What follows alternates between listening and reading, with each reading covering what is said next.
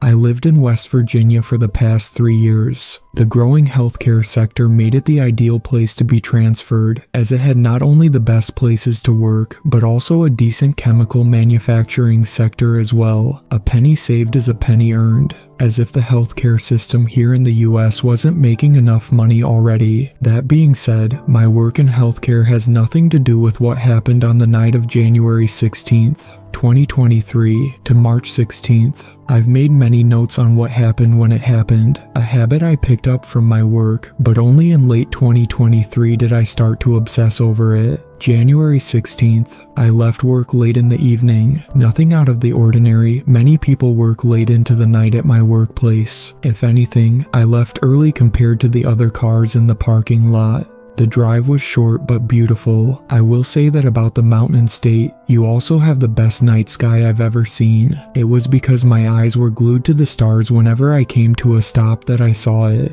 A shadow blocking out the stars, moving fast enough for me to notice and slow enough for me to understand the shape. It was like a snake. It had a head, rectangular in shape, with strange interruptions in the shadows, but the body thinned out towards the tail. It was snake-like not only in shape, but in the way it moved. Serpentine. It was like seeing one of those water snakes, but instead of wriggling along the surface of a still lake or slow-moving river, it was making its way across the stars. I followed its movement path, ignoring the car behind me honking its horn. My car roof got in the way at some point, but I stuck my head out the driver's side window to get a good look at it. A screech of tires and a sudden rush sent me back into the car. The driver behind me got too frustrated waiting for me to move, so they decided to drive around me at the same time I stuck my head out. Thankfully, he didn't drive so close. I lost sight of the snake-like creature. I don't think it moved so fast at that moment. I just think it went beyond the dark shapes of the mountains and trees, leaving me searching for it. It wasn't so dark that I would have trouble spotting it again if it was in sight.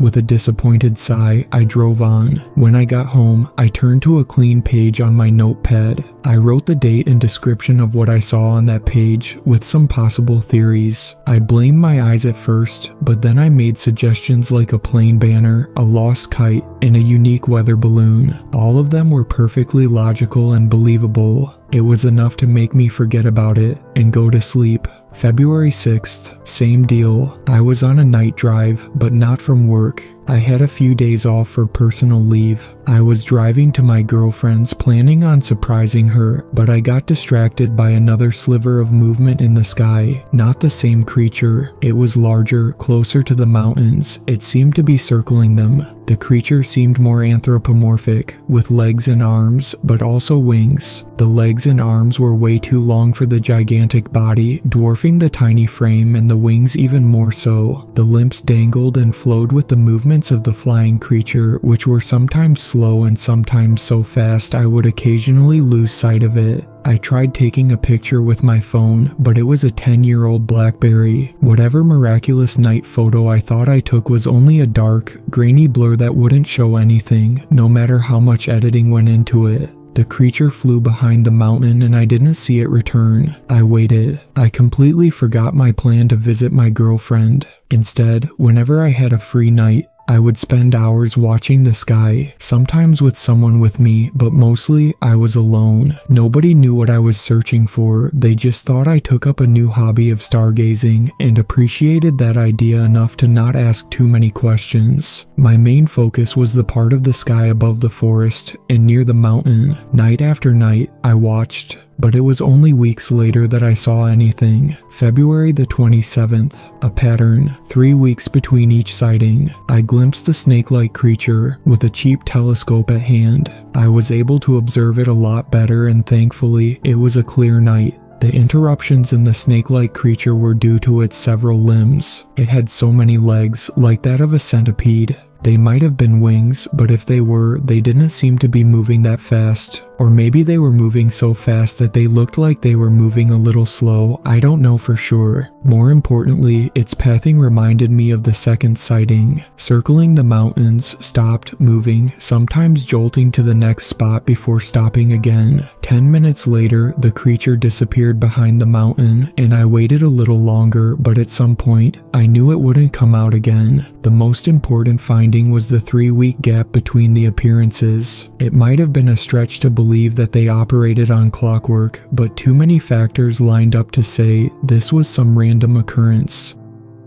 March 20th. The last sighting. Now, this is where I finally opted to learn something. I couldn't take it anymore. I couldn't sit back and watch it appear from a distance. I didn't have a good sense of their scale or their movement. Something as wondrous as this cannot be excused as nothing important. I decided to venture as close to the area they flew as I could. That meant taking dirt roads in my city car, passing by overgrown and abandoned hiking trails, as well as encountering the odd stag that wanted to play deer in the headlights. When I finally reached a point where the car could go no further, not without damaging it, I left it behind. I'm not an idiot either. I placed GPS tags for my phone to pick up on, a new phone too. I could find my way back in the dark if I had to, but I also brought a powerful flashlight. Finally, a camera with a 64GB card. Enough to get tons of high quality shots, maybe even video too. I didn't need much more than that.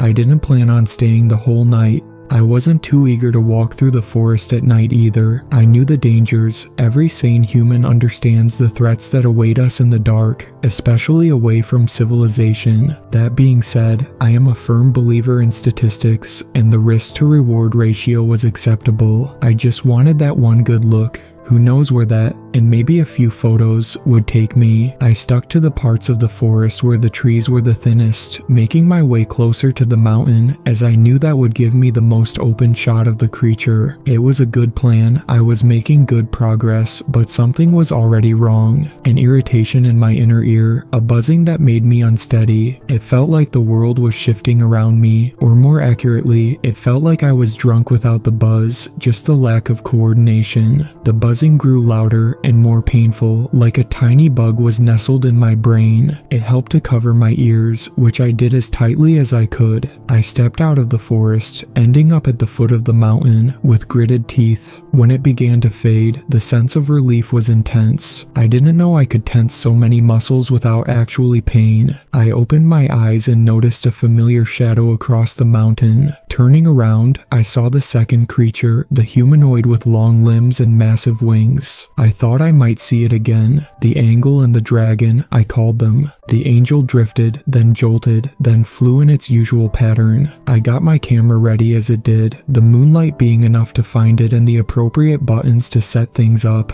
I was smiling, listening to the air part as the angel moved. I wondered if the breeze I felt was the gust of wind created by the beating of its wings. The camera was ready, it had moved behind the mountain, but I could see it turning. I raised my camera, taking a few shots in sports mode to capture the motion. A quick check of the display screen presented me with better photos, but there was still too much blur, as to be expected. Excitement was bubbling inside my heart. The creature hovered above the forest again, continuing its search for whatever it was looking for. I started twisting the dial for the automatic camera presets. There wasn't a moment to waste. I raised the camera and took the shot. There was a thunk and then a flash, a burst of light as the camera's flash went off. I lowered the camera and the angel's oblong head turned to face me. I couldn't see a feature in the silhouette, not a hair, not an ear. It was an inky thumb for all I knew, but it had definitely noticed me. Being seen killed any excitement. The buzzing returned, the inner ear pain, but I didn't raise my hands to cover my ears. I took off into the forest. The ground trembled around me, the trees cracked as they were parted. The shadow of the angel was cast over me, and I found myself more than lost in the darkness. I didn't try making it back to the car. I needed to find a place to hide. Afraid the noise of my panting or the movement of my running would catch the angel's eye, I stopped when I thought I found a good spot to hunker down. It was near a tree, a thick one. I placed my body flat against it, focusing on the sounds. Ahead of me, a hand dipped between the trees. The fingers were as large as trees themselves, also out of proportion compared to the elongated hand. It was looking for me, but when I looked up, all I saw was branches. Since I couldn't see its face, I prayed that it couldn't see me either. That's when the tree started to bend. A tree is terrifyingly loud. I could feel the earth being pulled as the tree was knocked over. I think it was thanks to those roots that I was able to move out of the way of the trunk, but stick close enough to the tree to still be out of sight. When the tree had fallen, I stayed in the shadow of its upturned base, eyes shut and body shaking. Even with my eyelids closed, I could see the area brighten as the shadow withdrew. When I opened my eyes, the angel was gone. The damage to the trees was minor, aside from the fallen one which I huddled by. It clearly had the strength to destroy the whole forest in its search for me, but it didn't. I peeked out from my hiding spot to look back towards the mountains, just seeing the angel slip behind it. And it didn't return. I lingered a moment longer. The combined relief of my escape and the fading of that buzzing noise helped me calm down. When I could move again, I marched back to my car, taking it slow on my drive back, only picking up the pace when I was on a real road again and could see other cars. I kept telling myself that I escaped, but there were moments when it felt like I had never left. Still, when I made it home, I turned on my computer and transferred the photos. All I saw was image burns, the kind of delayed light that one would see when capturing a moving light source with a slow shutter speed.